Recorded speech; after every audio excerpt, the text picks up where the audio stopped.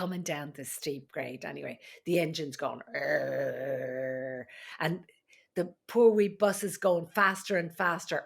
Arr. We're going down like Holy this. And smokes. then we could feel all of the boxes that were tied, to the side of the inside of the bus. All of the straps came loose, and two big, containers full of heavy metal tools came sliding down Oh my to the gosh. front of the truck. And then, oh, the poor little bus couldn't take it anymore, and the engine blew. Oh shit. Hello there. Welcome back to The Bleeding Truth. My name is Sally McNally. I am the Irish midwife, and I'm here with my daughter, Bridget. Hello. That's me. So, you guys haven't noticed already, this is our first time trying the podcast with a video format as well as audio format. So, maybe you're listening, but also maybe you're watching. So, we are trying this out for the first time, see how it goes. And you can let us know if you prefer the audio or the video version. And we'll see which one we start doing in the future. I'm very shy. I feel, yeah. But I put my lipstick on for you. And you're very cute in your headphones, so I think you'll be great. Thanks. Feels weird. So basically, The Bleeding Truth is Sally's podcast to talk about her wild stories from working as a midwife. She's been in multiple different countries and has nearly over 40 years of experience at this point. So she's got some really crazy stories from that, but also some personal stories that we'll hopefully hear, throughout the podcast episodes as well. Yeah. Yeah. So tonight, I think our plan was to talk about Alaska.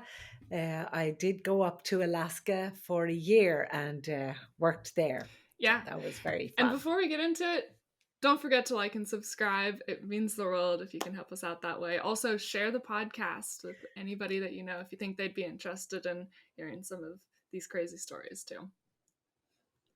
Okay. Thank you very much. Bye now. And that's a wrap. Yeah. So tell us about Alaska. This is probably a part of your life that I know very, very little about. You've just told me Yeah. a couple times that you used to work in Alaska and that you've been there. Yeah. Set the scene. Like when did you end up going? Well, I worked in Atlanta when I came to America first, and that's where I got my green card. So as soon as I got my green card, myself and a friend, we bought a 1968 Chevrolet school bus. We bought it from a church group. They had made it into like a camper. They'd taken out the seats and made it into this great little camper, but it was old, Mm-hmm. right? And So you the person that, sorry, you renovated a little van basically, like a school bus well, van. they had it Okay. already renovated, but the person that I was going with had tools. So we needed, a big vehicle to carry all his tools, very heavy tools because he was a mechanic, Okay. and he wanted to bring them Is with this a him. past So relationship? it Okay. is. So we got this school bus, and it was great. He being a mechanic, he said, "No worries, we'll just be able to drive this from Atlanta, Georgia, all the way through the country, through Canada, the Yukon, up to Alaska." Wow. So that was You know great what's fun. so funny? I That's like the trendy thing to do now is to renovate a school bus or a van oh and go on oh the yeah, road. If you had really, a vlog yeah, camera back then, you'd be famous right yeah. now. Oh, I That's didn't even have a wild. cell phone. Yeah. We didn't even So have how cell old were phones. you? I was probably about 32, Okay. So thinking this around is this is 32. close to like before you had me though. Yes, Yeah. yes. Um, yeah, but it was really exciting, and I just wanted the adventure. I had my green card. Now I can travel and work wherever I wanted to in America. And the first place was Alaska Wow. that I chose, right? Because I always heard these great stories about how exciting it was up there. So off we went. I had found a job It was easy enough to find a job for a nurse up there.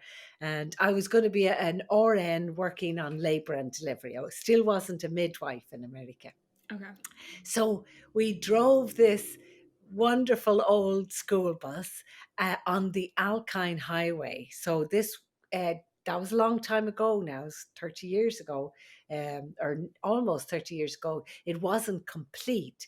It was a highway that they were building all the way to Alaska. So parts of it, as we were driving, were not very well done, right? Oh, There was like a lot of like little chippy stones and parts where you felt like you were driving in mud. yikes. And yeah, the time of the year was the fall. I think it was like October, November. And we wanted to get up there before it started snowing really bad because it's Alaska. Remember, it's Oh my really God, cold. yeah.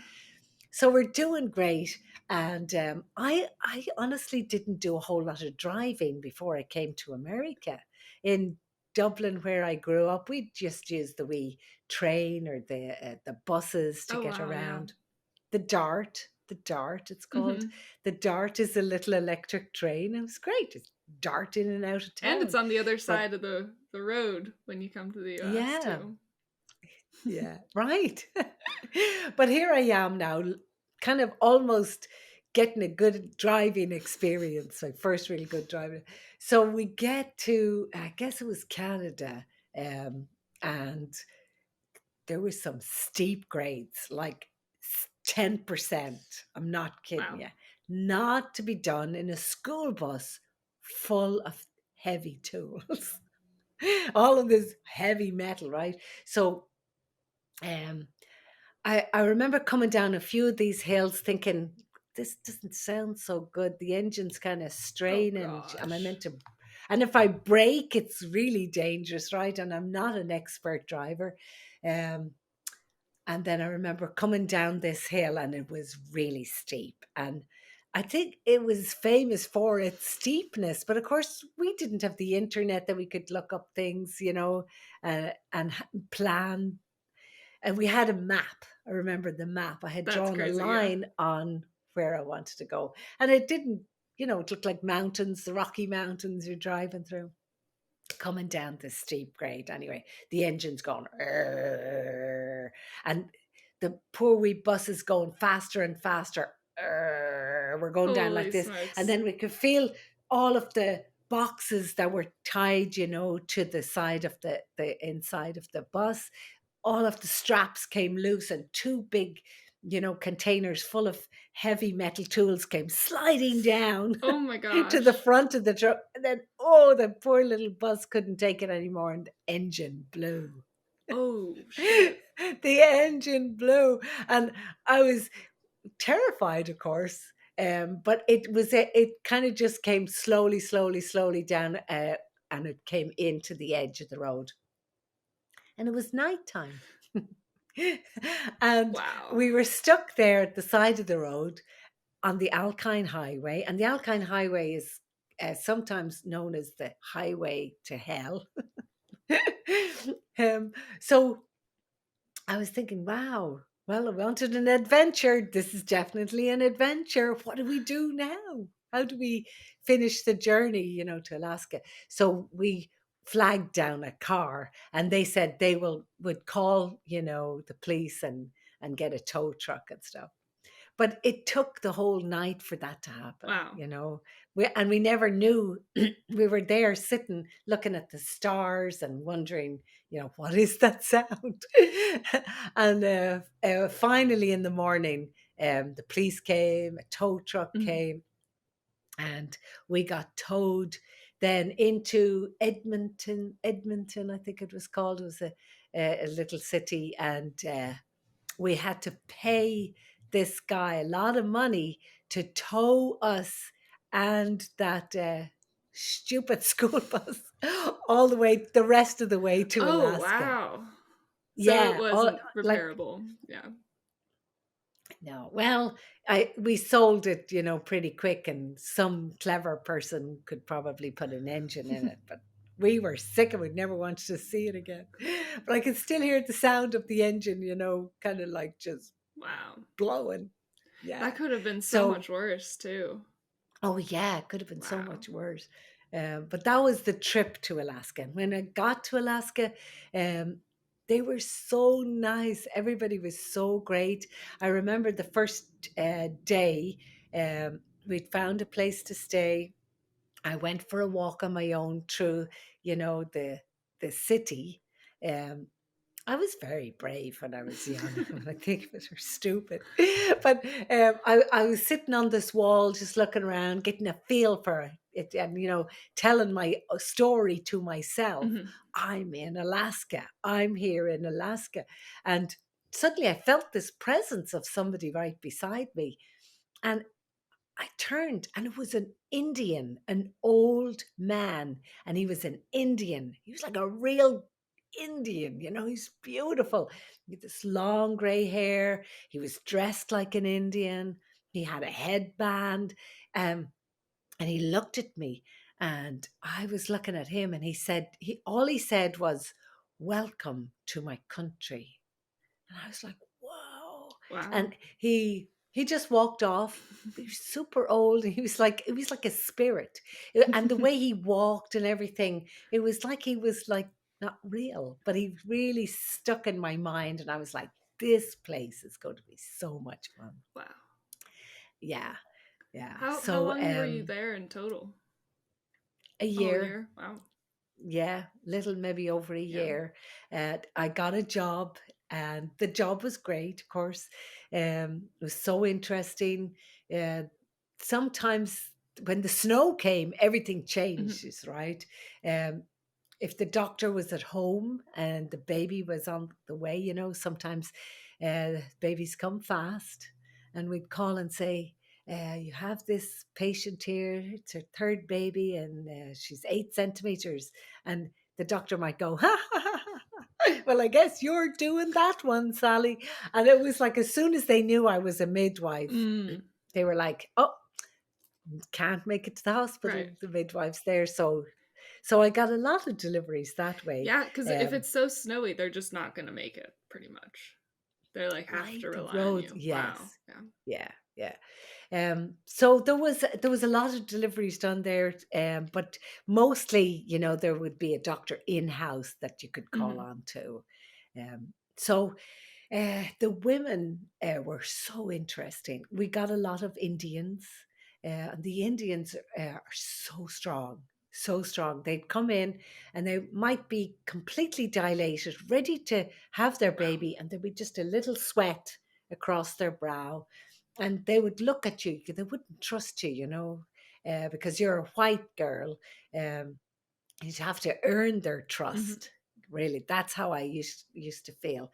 And they wouldn't speak to you. Sometimes they would just like want to do this, um, and the way they pushed, the way they labored, everything about their nature I just loved. I loved the Indians up there. Wow. And I saw some of them that were so beautiful, both the men and the women, with this long straight black hair, and they at that stage they had it long, they'd keep it long, Mhm. um, so yeah, some really beautiful women I met. um, and one in particular, I remember her. She was probably having her like sixth baby. She was coming from a reservation somewhere, um, and did not want to be there. Something was delaying the baby. It was a long labor. She did not want to be in the hospital, and it took me so long to, get her trust Mhm. that she would let me even check her Oh, cervix. wow. Yeah, Why wouldn't but she by the why end, wouldn't she wanna be there? I guess she wanted to deliver at Gotcha. home, Okay. but something was going wrong, that the baby was taking too long, and they got scared and they Mhm. made her come into the hospital. Wow, They, yeah. they would probably have their own midwives. And some midwives, even from here, doing their training, will go to reservations to get their, you know, delivery Gotcha, experience. okay. Yeah. But I remember by the end, she pushed her baby out really, really strong, really wonderful. And she didn't like hug me like other women yeah, sometimes do, but she just gave me a little nod and a smile. But I kind of understood it. It Mhm. was like she was like kind of saying, "You're okay, Yeah. Sally," you know. So it was great, Oh, yeah. wow. Um, but there, sometimes the women might be a long distance away from the hospital, and if they're, high risk for some reason, they actually had fetal monitoring, remote fetal monitoring. It was the first time I ever Oh, saw it, wow. where the woman would call the hospital and we would say, okay, it's time for us to do the fetal monitoring. And she would put the little monitor on herself and we were able to pick it up in the hospital and look at the baby's heart rate and see if she was contracting.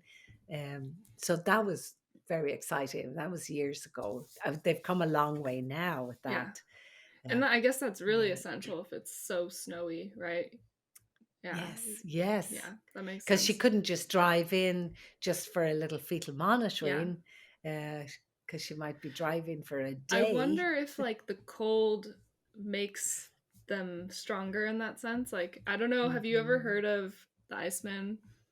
Um, I feel like you would love it. I gotta show the video to you if you haven't seen it. There's one Yeah.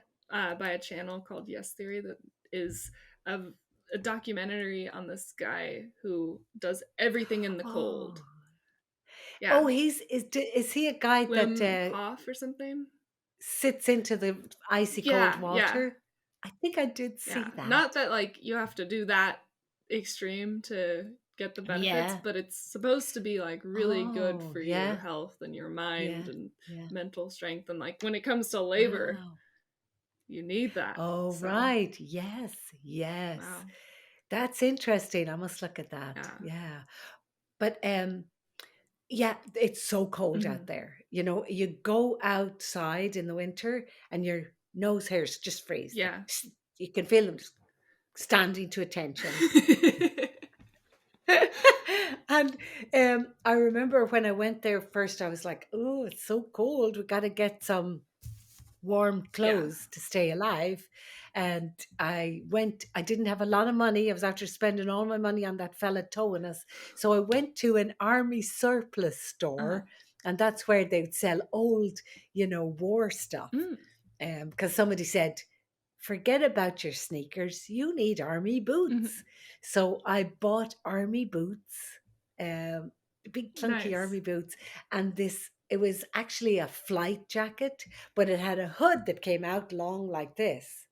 So when I was outside, I'd have the hood long, and and it was all furry lined so Mhm. that the air was warmed by the time it got to your nose. Yeah. It was great, and I Wow. loved that thing. I loved dressing like that. I felt really like cool. But yeah, I remember having to plug my car in. I bought a little Subaru, Ah, yeah, um, Subaru. Subaru, and the battery would die if you didn't plug it in overnight. So, and then we'd come out to go to work in the morning, and oh gosh, it was such a deal. Sometimes we'd bring a kettle of hot water to put it on the, where we put the key in to open the door Mhm. and pour the water and open it real quick and get in and turn on Oh, the wow. engine to warm the car a little bit. Yeah. Yeah. And then to get to work, you'd usually pull up to the side of the road and wait to see a snow plow. And that was always the best, to drive behind the snow plow Yeah, because that was the the safest clearest probably. road. Wow. Yeah, yeah. It was a very interesting place. I met some really interesting people. Mhm. I remember there was this place. Um, it was known for prostitutes, and it was kind of close to where I was working. But there was always these poor prostitutes in that freezing cold. Now here am I, right, in my army boots and my big hood, and they'd be there in their mini No skirts. way. Honestly, and I used to Wow. think, oh, the poor girls. And of course, there's more men up there than there are women, and there's a lot of strip clubs and prostitution. Not now, I don't know what it's like This now, yeah, this but is this is what yeah. my bleeding truth, Exactly, what yeah. I witnessed, right? Yeah. But I did see some people that seemed homeless, Mm, wow. homeless. Uh, I remembered this one man. I went in to get a meal, and it was like a McDonald's, but it was called something else. I can't remember what it was called, but it was like chicken, deep fried chicken that they were selling. I was having French fries, but this man walked in muttering to himself, and oh my gosh, he was like ancient. He was like something ancient and scary looking. His hair was long and matted. His had this big, long, dirty beard, and his hands were frostbitten. His fingertips were black from Wow. frostbite. Oh my God, I never saw anything like it. And he was sitting there muttering to himself. And I was trying to eat my French fries, and I could hear him cursing about some woman that she'd broken his heart. And Oh, poor dude. and I went and I bought him a meal, and he looked scary. He looked like he'd tear the head off you any minute. But I remember pushing the meal over to him and trying not to get eye contact. And I just put it on his table. And I said, I'm really sorry, whatever she did. I'm really sorry, but you need to eat. Eat, you need to eat. And he kind of looked at me, but then he started eating. I was like, great, Yeah. that's great. But also, you would sometimes hear on the news how they would find the homeless people dead when they, would freeze to death at night. Mhm. That they say a man was found or a woman was found, and um, it was the Wild West. Wow. You know, I can't yeah, it's even the Wild imagine that West. because people, that happens here in California when it gets cold, Yeah, you know, yeah, and yeah, and right. our winters are not nearly as, not Yeah, even remotely close to what they experience. So that's, yeah, that's yeah. really sad. It's real weather, and when Mhm. it snows a California lot. is fake weather. Yeah, but you end up driving on packed Hmm. snow. So you're driving along on packed snow, and sometimes it's super slippery. And the big thing is, do not Right. brake. I learned that the hard way. Yeah. Because when you brake on like a really slippery road, you're going to start Hmm. spinning. So I had a few spins, Oh. and then you'd land up on the the snowbank. Yeah. Was Yeah, this why you're yeah. scared of skiing too? I don't know. I don't know about that. Just can't ski. Wow, yeah. You're good at the skiing. I bet there's great skiing up there in Oh, Alaska. I hadn't yeah, thought I don't about even that. know, but maybe. Yeah. Yeah. But in Alaska too, before I left it, I went camping when in the summertime. I went for 2 weeks into the Alaskan bush. Wow. It's called, but it was like it was really only 30 miles away from the city of Alaska, but it was wilderness, wildness, complete and utter wildness. And when the sun comes out in the summer, it's bright all day Right, and all right. night. So that was really exciting. In the winter, it's dark all Yeah. day and all night. So people get really depressed and they get stir crazy, and they sometimes need light Mm, therapy where they put UV lights in their house. So it's like a little yeah. pretend sunshine to fool your Feel like body and you'd mind. do really well with the dark all the time. she's a Yes, she's a it night didn't owl. bother me. Totally, totally. The night business didn't bother me at all. But when it started to get bright, everything starts to grow. Like you'd come out of your house and you'd see a little weed. Mhm. And by the time you'd get home after work, that weed would be a big, huge weed. It was like everything just sprung Wow. out of the Yeah. ground. Yeah. And their animals, of course, are huge. The crows would be like big, huge crows. They'd have, moose, huge moose walking through the city. I remember hearing about a poor man who was trampled to death by a moose. The moose are like nearly more dangerous than the grizzly bears up there. I've heard that. Yeah. They are really aggressive. And yeah, and they're like, it's not that they bore you to death with their big wild horns, they stumple you like this. They stand on you and stumble you. Ow. I don't want to think about it. But they're cool. Yeah. They're very interesting animals. But I when I went out into the bush, I don't know what Were I you was on your thinking. own for that?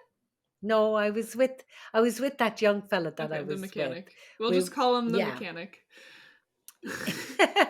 The mechanic.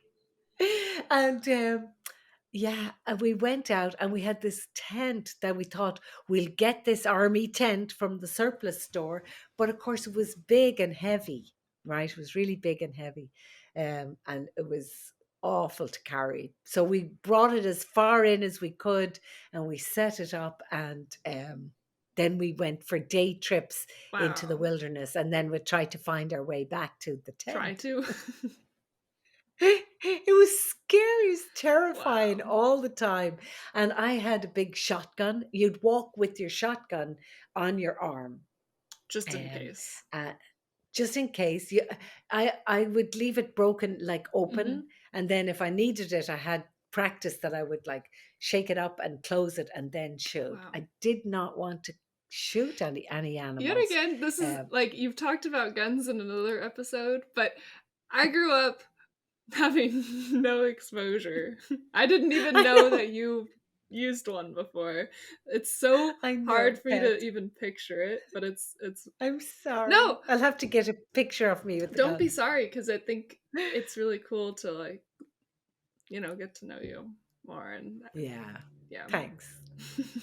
But I think I used to call it a 30 odd six. Somebody said, "Oh, you've got a 30 odd six." Uh, I'm not even sure what that Same. means, but it sounds cool.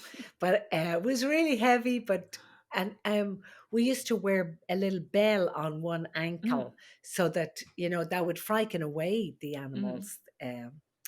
Yeah, so I saw a few black bears Wow. and that was great, but I knew there were grizzlies there as well, and that was always something to be afraid of. Yeah. So I They come remember, out of hibernation and they're hungry too. yeah, So yeah, yeah. We had brought like seeds, like sesame seeds and bags of nuts and rice and uh, but it was after 2 days of eating that kind of food, we were really bored. So we were decided we'd go fishing, and I thought, okay, well, I'll eat fish because I'll need some protein. Um, and we found this beautiful river. I'll never forget. It was so wow. beautiful. The water was so clear. I was like drinking it like this, thinking, I feel I'm part of the nature all around me. And then we came to this part where we saw all these like little beads in the water, and there were salmon just kind of flopping on their side and stuff, and I'm like, this is amazing, we could just reach in and pick up the fish, we didn't have to try fishing, we just reach in. Mhm. These were the poor little salmon coming to lay their Yeah. eggs, this is where they came. And I was like, this is the best place to come and get your dinner, I right? see where this And is going. I and a big chunky fat fish. Mhm. Oh, it was just amazing. And I was in my army boots, right? And I looked down and I realized that my 2 feet were standing in a big footprint. My 2 feet were standing in the footprint of a grizzly bear. I was fishing where he comes to fish.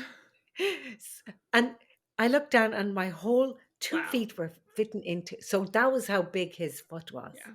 1 foot.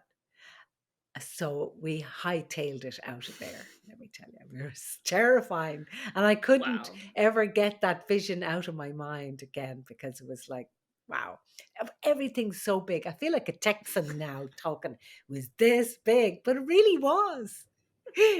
It really was. If ever an Alaskan is telling you the fish are this big, you can believe Wow. them. But one other thing I remember when I was out there in the wilderness was walking along this kind of like marshy, boggy area. And it was really like, oh, a tundra. That was Mhm. the word, the tundra. Um, And it was like, we ever get to the end of this? It seemed endless. When suddenly this kind of shadows came over our head, and across in this tundra, these birds started to land. And they were condors, Oh, a wow. whole family of condors. There was, I think, six of them. And I was completely terrified. I'd never seen a bird like that, and it was They're like huge. They dinosaurs. were so big. It was, yeah, it was like Jurassic Park. They were so huge, and it took me a long time to realize that it was okay to keep Hmm. going. That we had to keep going. But I think we cut our journey short, and we left the tent there because it was too big and too clunky and too hard to pull out. And I often wondered, did anyone ever find that tent? And There's but just just left a it. bear in We there just taking a nap. yeah, Wow. yeah. But that was just a little glimpse of Mhm. Alaska. It's a good place, beautiful place. I want to Do you go have any back. photos? Very Yeah, few. I must go look and see. There might be in Ireland. might be. Yeah. I was inclined to, um, when I was wild a little bit, when I would break up in a relationship, I would like hightail it out of there that night. And I left a lot of things like photographs and Is that stuff. is So, that like what ended your Alaska trip? well, kind of, Hmm. yeah, yeah. Yeah, if ever you want to know if you get on well with someone, go into the Alaskan bush for 2 weeks. Relation tips from Sally. Relationship tips. It was okay. It was all good. That's so funny. I forgot for a minute that we were on video there. That was good. Great. Yeah. That's good. You're doing really good. Yeah. Thanks, Bridget. I forgot to ask questions. Let's have a question. Okay.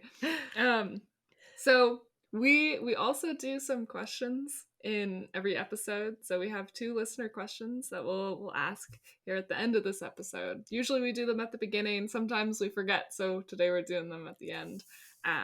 But if you haven't asked a question before, there will be a link in the description below. Anybody can ask, it's completely anonymous. You can leave your name too if you'd like, but you can ask Sally about her crazy Alaskan experiences, Saudi Arabia, midwife questions, yoga questions, and we'll try to answer them the best we can, or the best she can, in the next episode. So that will be in the description below. But I have two questions for you today. One actually kind of works for today's podcast. So this one, somebody wants to know, why did you decide to work in so many different countries in the first place? Oh, well, I'm just really kind of like a gypsy in my heart, like a kind of like I like to move, I like to see new places, I like to hear different languages and have use different currencies and taste different foods. And the world is so exciting, really, isn't it? Yeah. I mean, I've only just seen a little bit of Hmm. it. There's lots more I want to see. Yeah. I feel Yeah, like there's like some people will only stay where they grew up, and that seems yeah, weird to me because I always want to move, but maybe I got that from you. yeah. you know Maybe you wanting have to that inner stirring, yes. I get bored after a couple years. Like, Yeah, change is yeah, inspiring almost and motivating, and yeah. getting some sort of a And fresh start. it's uncomfortable, Hmm. change and movement. It's uncomfortable, but that's good for you. It's like a yoga Hmm. pose. It's uncomfortable, and uh, you're making progress, and you become Hmm. creative, and um, you learn. Yeah. You learn. Isn't the world like so educational when you can? Yeah. I've met so many people in such weird circumstances, and I still have them inside me. And I think that when you go out into the world and you travel, you meet all these amazing people. They become a part of you. Like you might adopt their way of singing or the way they dress, or you might. learn a new recipe or something, but you become a part of them, Mhm. or they become a part of you. And hopefully you've left a little bit of yourself with them too. You used to always say that, like, as I was growing up, to take the best parts of the people that you meet. Not Yes. not in that literal sense, but if you meet somebody and they're really confident Yeah. and they have good posture, you can totally be like, I want to be like that a little bit. And there's nothing to be ashamed Right. of that. It's just, you see somebody who's doing something really well and you're like, I can use that for myself. And over the years, Yes. you just, start, gaining all of that from all of those Yeah. experiences and the people. Yeah. I'm so glad you I remembered that. listen to you. Because especially girls, sometimes they look at it, say another girl, Mhm, and say, "Oh, look at her. Who does she think she is?" Instead of like, wow, look at her, look what she can mhm. do. I think I can do that too, or I'm going to learn Or what is how she did she do doing that? that's making her successful in that way, rather Yeah, than, yeah, um, yeah. trying to take them down for whatever reason or Right. Especially as women, we need to build each other up and remind each other when we see each other like doing things that are, brave and creative and wonderful. Say, yes, do it, do it. Get behind each other and say, keep going, keep going. I mean, we have a woman in the White House, the vice president. Isn't that like Yeah, I amazing? think that's awesome. It's amazing. So cool. So we have one more question. This one isn't as travel related, but you're a midwife and you work in this area a lot. So, um, this one, someone wants to know, what's your opinion on IUDs rather than pills for birth control? They're saying, I'm trying to decide which one's best, and I'm worried about the decreasing fertility rates from taking birth control for too long.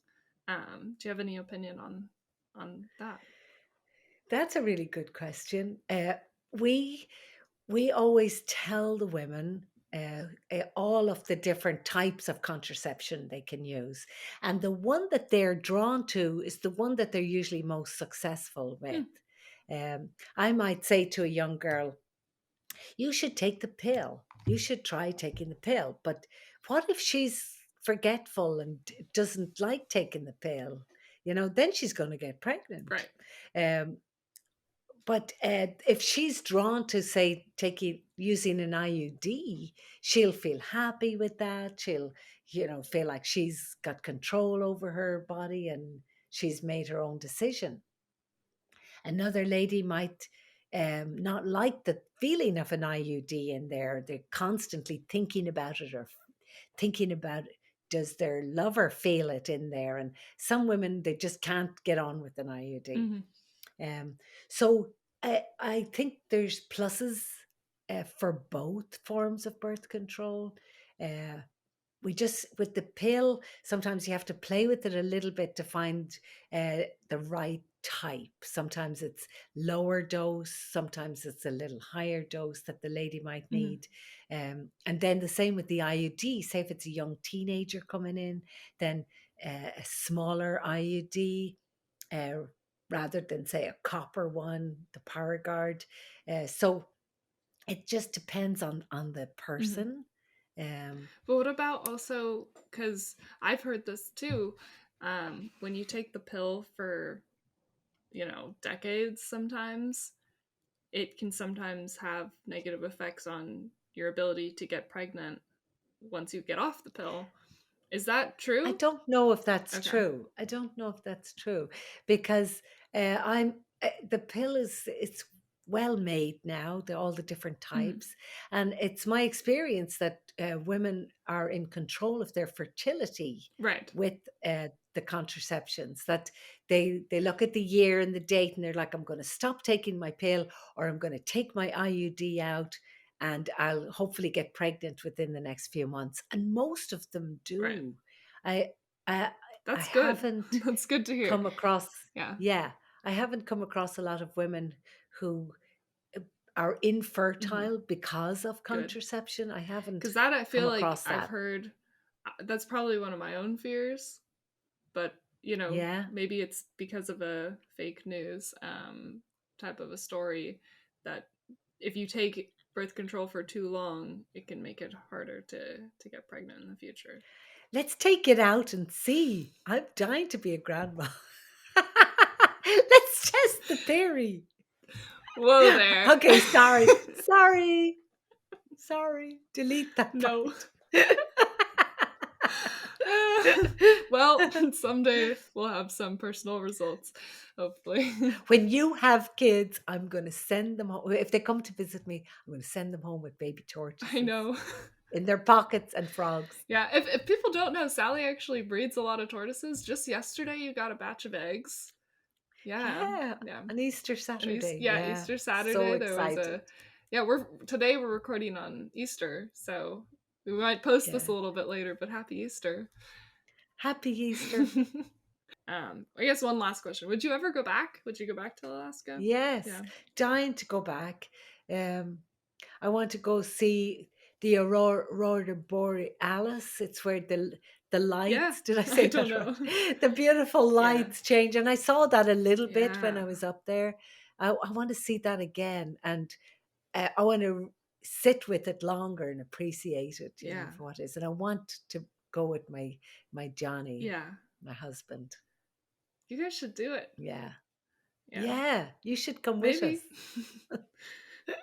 I'll go during We could summer. go camping. Let's go camping. So, yeah, that was fantastic.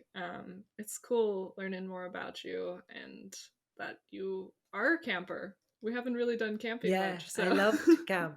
But Alaska is an interesting place if anyone's thinking of Mhm. going, to for a vacation. But I found that the people that I met at that time, it was years ago, the people who had come from somewhere else were all trying to escape Mm. something.